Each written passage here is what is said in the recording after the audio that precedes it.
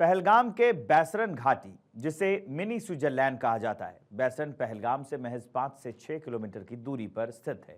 एक बेहद सुंदर घास का मैदान है ये। चारों ओर फैली हरियाली, लहराते घास के लचीले और जो गलीचे हैं घास के लंबे लंबे बड़े बड़े, और इन सब के बीचों बीच खड़े घने देवदार के जंगल इस स्थान को एक अलग ही रूप देते हैं। देश दुनिया के सैलानी आते हैं, लुत्फ उठाते हैं, लेकिन मंगलवार का दिन देश के लिए अमंगलकारी रहा। आतंकी हमले में 26 सैलानियों की जान चली गई है। सऊदी अरब का दौरा बीच में छोड़कर प्रधानमंत्री नरेंद्र मोदी इसकी वजह से वापस लौट आए। एयरपोर्ट पर विदेश मंत्री और अधिकारियों संग हाई लेवल मीटिंग की गई। गृह मंत्री अमित शाह ने मृतकों को श्रद्धांजलि दी। अमित शाह ने बैसरन घाटी का दौरा किया। प्रधानमंत्री मोदी की अध्यक्षता में सीसीएस की बैठक भी हुई। सीडीएस, एनएसए और तीनों सेना के प्रमुख संग राजनाथ सिंह की मीटिंग जो है वो हुई। सऊदी अरब के दौरे को बीच में छोड़कर प्रधानमंत्री नरेंद्र मोदी बुधवार की सुबह स्वदेश लौट आए हैं। 11 साल के कार्यकाल में ये पहला मौका है जब पीएम मोदी विदेश दौरा बीच में ही छोड़कर भारत लौट आए हैं। उनका विमान दिल्ली हवाई अड्डे पर लैंड किया। मामले की गंभीरता को समझते हुए पीएम मोदी ने बगैर कोई भी वक्त गंवाए एयरपोर्ट पर हाई लेवल बैठक की। इस बैठक में सुरक्षा एजेंसियों के बड़े अधिकारियों के साथ साथ विदेश मंत्री एस जयशंकर, एनएसए अजीत डोभाल, विदेश सचिव भी मौजूद रहे। सूत्रों के अनुसार पीएम मोदी ने इस हमले में शामिल आतंकवादियों को मुंहतोड़ जवाब देने और उनका साथ देने वालों पर भी कड़ी कार्रवाई करने की बात कही। हमले की खबर मिलने के बाद प्रधानमंत्री मोदी सुपर एक्शन मोड में हैं। कह चुके हैं कि किसी को भी बख्शा नहीं जाएगा। इस जघन्य कृत्य के पीछे जो लोग हैं उन्हें न्याय के कटघरे में लाया जाएगा। मंगलवार दोपहर 3:15 पर हमले के तुरंत बाद पीएम मोदी ने गृह मंत्री अमित शाह से बात की। पीएम मोदी ने अमित शाह को कड़े कदम उठाने के निर्देश दिए। अमित शाह को तुरंत घटनास्थल पर जाने के निर्देश दिए गए। मंगलवार रात 11:05 पर पीएम मोदी ने अपना सऊदी अरब के दौरे का टाइम कम कर दिया। एक दिन पहले ही देश वापस लौटने का फैसला किया। बुधवार सुबह 7:10 पर पीएम मोदी सऊदी अरब से वापस दिल्ली लौटे। एयरपोर्ट पर पीएम ने हाई लेवल बैठक कर हालात की जानकारी ली। एनएसए अजीत डोभाल के साथ एयरपोर्ट पर ही बैठक की। बैठक में विदेश मंत्री, विदेश सचिव भी मौजूद रहे। बुधवार शाम 6 बजे पीएम मोदी के आवास पर सीसीएस की मीटिंग हुई। बैठक में अमित शाह, राजनाथ सिंह और एस जयशंकर भी मौजूद रहे। एनएसए अजीत डोभाल भी मीटिंग में मौजूद थे। आतंकी हमले के बाद केंद्र सरकार एक्शन में है। पीएम मोदी, गृहमंत्री अमित शाह और defence minister Rajnath Singh full action mode में हैं। मीटिंग कर रणनीति बनाई जा रही है और इसी बीच राजनाथ सिंह ने कहा है कि ऐसा जवाब मिलेगा जो दुनिया देखेगी। टेररिज्म के खिलाफ हमारी जीरो टॉलरेंस की पॉलिसी है। भारत का एक एक नागरिक इस कायरतापूर्ण हरकत के खिलाफ एकजुट है। मैं इस मंच से देशवासियों को आश्वस्त करता हूं, घटना के मद्देनजर भारत सरकार वो हर कदम उठाएगी जो जरूरी और उपयुक्त होगा। और हम सिर्फ उन लोगों तक नहीं पहुंचेंगे जिन्होंने इस घटना को अंजाम दिया है, हम उन तक भी पहुंचेंगे जिन्होंने पर्दे के पीछे बैठकर हिंदुस्तान की सरजमी पर ऐसी नापाक हरकतों की साजिशें रची हैं। अटैक के बाद देश शॉक्ड है। दहशतगर्दों ने सैलानियों को निशाना बनाया और अब देशवासी इंतकाम की बात कर रहे हैं। पूरा देश एकजुट है, पक्ष हो या फिर विपक्ष हो, सभी ने एक सुर में कहा है कि आतंकी हमले की निंदा की जाती है। लोकसभा में नेता प्रतिपक्ष राहुल गांधी ने कहा है कि घटना दिल दहला देने वाली है। बहुत दुखदायी घटना है, पर मैं ये बताना चाहता हूँ कि ये अब नरेंद्र मोदी का भारत है। कहाँ होगा, कब होगा, कैसे होगा, ये तो मैं नहीं जानता, लेकिन एक बात जानता हूँ कि इनको ऐसा करारा जवाब दिया जाएगा कि ना तो ये कभी इस प्रकार का करने का साहस कर सकेंगे, ना इनको भेजने वाले कभी इसके बारे में सोच भी सकेंगे। ये जो वाक़ा हुआ है बैसरन पहलगाम में, इसकी जितनी निंदा की जाए जितना विरोध किया जाए, जितनी मुखालफत की जाए, वो कम है। पाकिस्तान स्पॉन्सर्ड मिलिटेंट्स ने आज हमारे इंसानियत पर और हमारी कश्मीरियत पर वार किया है। इसको स्वर्ग कहा जाता है, तो ऐसे में यहाँ स्वर्ग में उनके साथ ऐसा होना बहुत अफसोस की बात है। ये हम सब पे अटैक है, ये खाली टूरिस्ट पे अटैक नहीं, हम लोगों पे अटैक है। क्योंकि आज न सिर्फ पूरे मुल्क के अंदर, पूरे जम्मू कश्मीर इस वक्त रो रहा है, सोगवार है। तो ये इसकी जितनी भी निंदा की जाए, इसका जितना भी मजम्मत की जाए, वो कम है। उम्मीद करते हैं कि हुकूमत इन तमाम जालिमों को सबक सिखाएगी और इनको जो लोग मरे हैं उनसे इंसाफ होगा। और MIM पार्टी उन तमाम खानदान और परिवार के साथ खड़ी हुई है जिनकी जानें गई हैं, और जो जख्मी हैं हम ये मुतालबा करते हैं, डिमांड करते हैं कि जल्द से जल्द उनको जो भी वहाँ पर तिबी इमदाद या मेडिकल फैसिलिटी ज़रूरत है उनको पहुँचाई जाए। वहीं लोकसभा में नेता प्रतिपक्ष राहुल गांधी ने कहा है कि घटना दिल दहला देने वाली है। मैं शोकाकुल परिवारों के प्रति गहरी संवेदनाएं व्यक्त करता हूं और घायलों के जल्द स्वस्थ होने की आशा करता हूं। आतंक के खिलाफ पूरा देश एकजुट है। देश हित में सभी एक हैं। राहुल गांधी ने केंद्रीय गृह मंत्री अमित शाह और जम्मू कश्मीर के मुख्यमंत्री उमर अब्दुल्ला से बात की है। न केवल राहुल गांधी बल्कि कांग्रेस अध्यक्ष मल्लिकार्जुन खड़गे ने भी अमित शाह और उमर अब्दुल्ला से बात की है और कहा है कि हमले का जवाब दिया जाना चाहिए। सरकार को पहलगाम आतंकी हमले के मद्देनजर सर्वदलीय बैठक बुलानी चाहिए। इसमें सभी दलों के साथ आतंकवाद की चुनौती से निपटने के बारे में चर्चा की जानी चाहिए और उनके सुझाव भी लेने चाहिए। आतंकवाद के खिलाफ लड़ाई में सभी लोग सरकार के साथ एकजुट होकर खड़े हैं और आतंकवादियों को मुंहतोड़ जवाब देना होगा।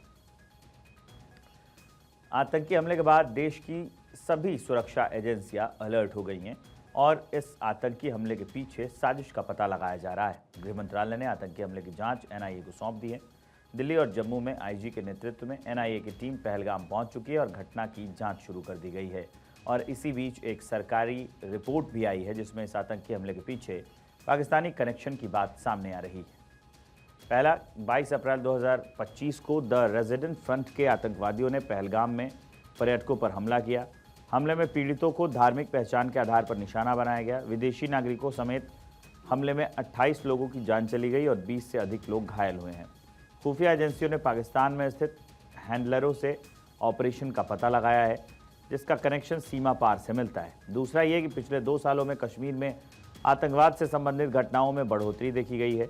ये ऐसे हमले हैं जहां नागरिकों को निशाना बनाया जा रहा है। पहले सुरक्षा बल ही ज़्यादातर आतंकवादियों के निशाने पर होते थे। अकेले 2024 में 60 हमलों में 122 मौतें हुई हैं। पिछले साल मारे गए 60% से भी ज़्यादा आतंकवादियों की पहचान पाकिस्तानी के रूप में की गई है, जो जम्मू कश्मीर में अस्थिरता बढ़ाने में विदेशी भूमिका के तौर पर सीधे तौर पर इशारा करता है। तीसरा है कि लश्कर-ए-तैयबा जैसे आतंकवादी समूहों को पाकिस्तान से वित्तीय सहायता, प्रशिक्षण और रणनीतिक समर्थन मिलना अब भी जारी है। पाकिस्तान के कब्जे वाले कश्मीर में ट्रेनिंग और लॉजिस्टिक सपोर्ट दी जाती है। इसके साथ ही हवाला और फंडिंग का भी इस्तेमाल किया जाता है। जांच और इंटरसेप्ट की गई बातचीत लगातार इन हमलों को पाकिस्तानी हैंडलर से जोड़ती है।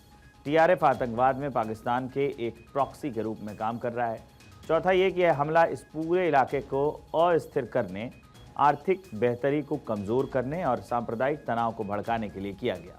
इधर भारत ने आतंकवाद विरोधी अभियान तेज किए हैं और कूटनीतिक जुड़ाव को भी कायम किया है। यहां से सरकार की कोशिश आतंकवाद के प्रायोजकों पर प्रतिबंध लगाना, सीमा सुरक्षा को मजबूत करना, खुफिया जानकारी साझा करने वाले गठबंधन बनाना और पीड़ितों की मदद करना है।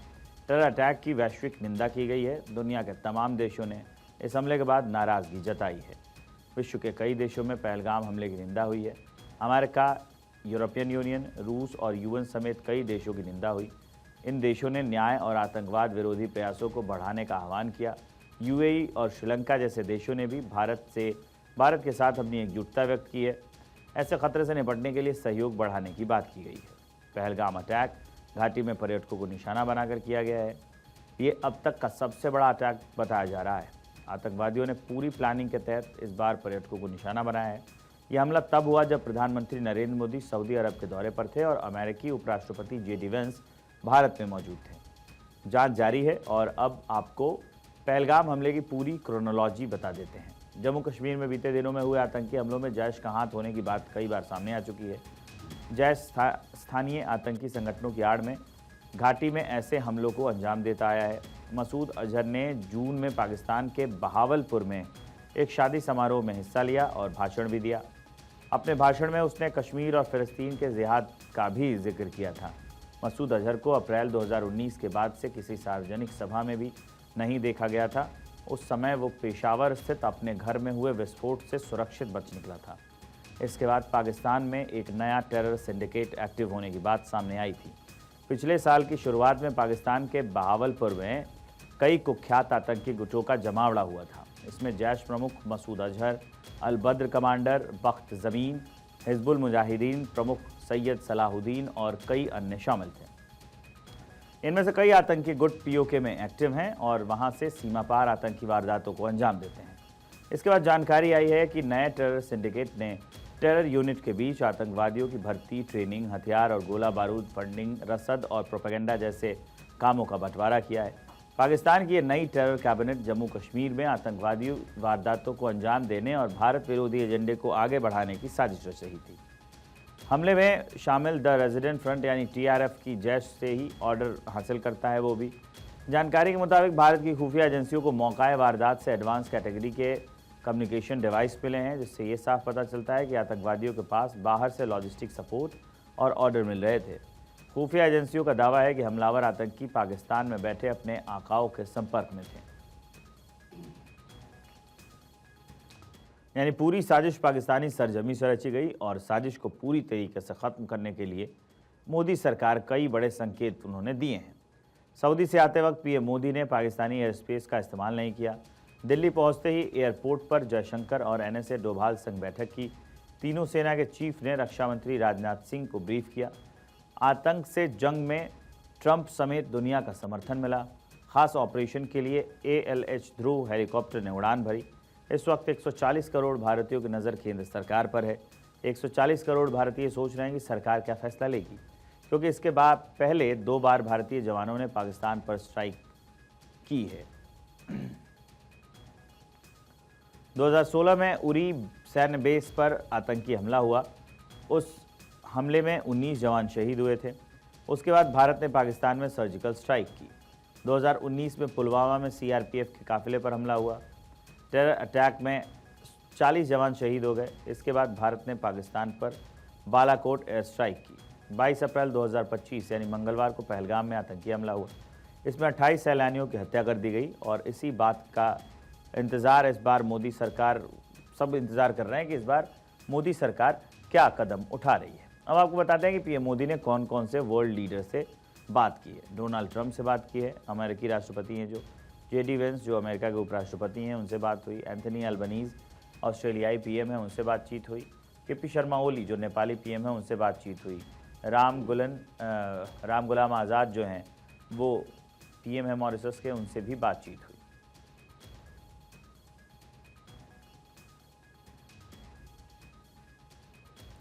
इस घटना को लेकर मुख्यमंत्रियों ने भी अपनी प्रतिक्रिया दी है।